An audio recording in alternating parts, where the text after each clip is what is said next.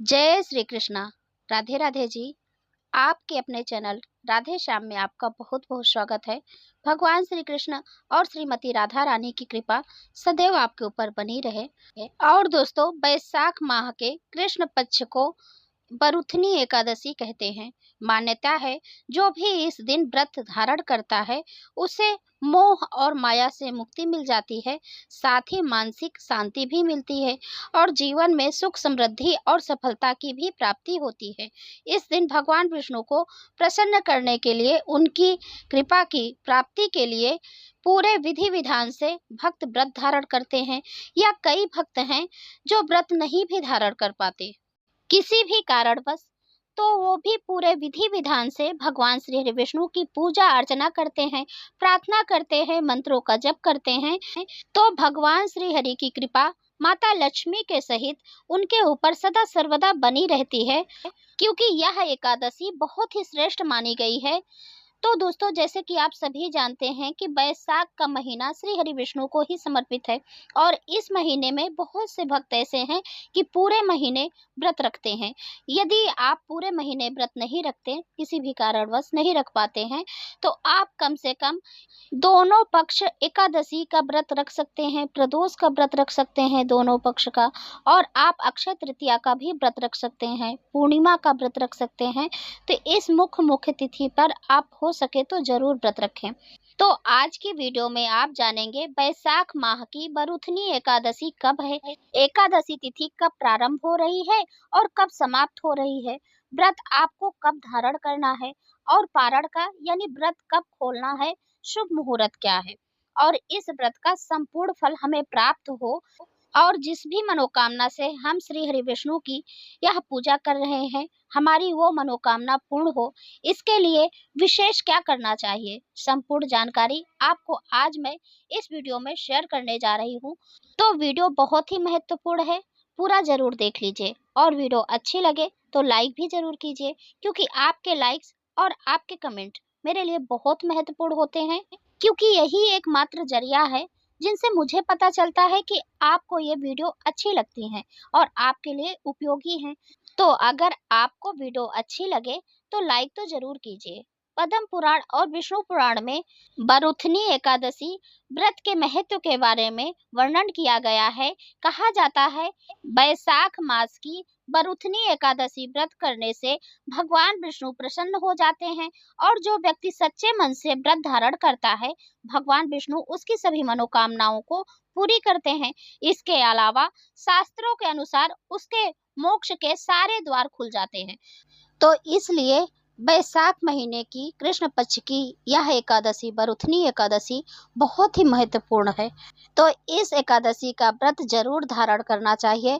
और अब चलिए सबसे पहले जान लेते हैं कि एकादशी तिथि कब प्रारंभ होगी, कब समाप्त होगी, और बरुथनी एकादशी का व्रत हमें कब धारण करना है और पारण का शुभ समय क्या है। एकादशी तिथि प्रारंभ होगी 23 अप्रैल 2025 को शाम 4:43 से और एकादशी तिथि समाप्त होगी 24 अप्रैल 2024 को दोपहर 2:32 पर। तो सूर्य उदय कालीन तिथि के अनुसार 24 अप्रैल को यह व्रत रखा जाएगा। अब जान लीजिए पारण का शुभ समय। 25 अप्रैल 2025 को सुबह 5:46 से लेकर सुबह 8:32 तक शुभ मुहूर्त रहेगा। तो 24 अप्रैल 2025 दिन गुरुवार को व्रत रखा जाएगा और एक दिन पहले ही यानी 23 अप्रैल को हम दशमी तिथि के नियम का पालन करेंगे।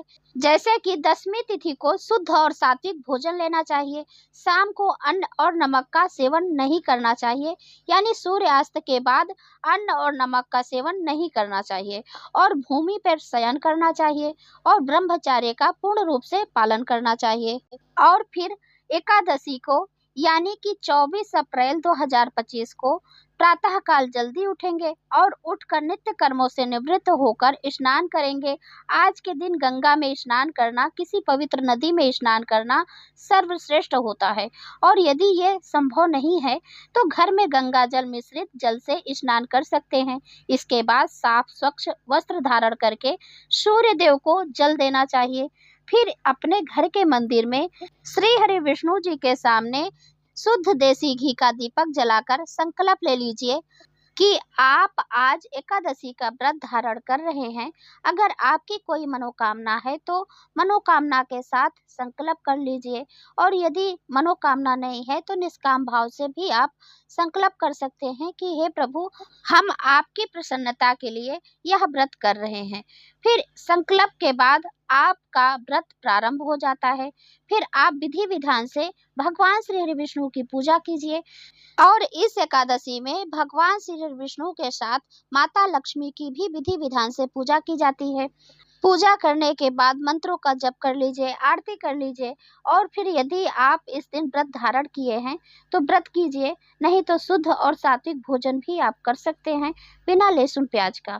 फिर शाम को श्री हरि विष्णु भगवान के सामने घी का दीपक जलाकर शाम की पूजा करेंगे, मंत्रों का जप करेंगे, और रात्रि में जागरण करने का भी विधान है। कहा जाता है एकादशी के रात्रि में अगर हम व्रत के साथ जागरण भी कर लेते हैं तो इससे व्रत का संपूर्ण फल हमें प्राप्त हो जाता है। तो जितना भी समय आपसे संभव हो उतना जागकर भजन कीर्तन और मंत्रों का जप करना चाहिए। और उपाय के बारे में जान लेते हैं। एकादशी के रात्रि में अखंड दीपक प्रज्वलित करने से आपकी कोई भी मनोकामना हो पूर्ण हो जाती है।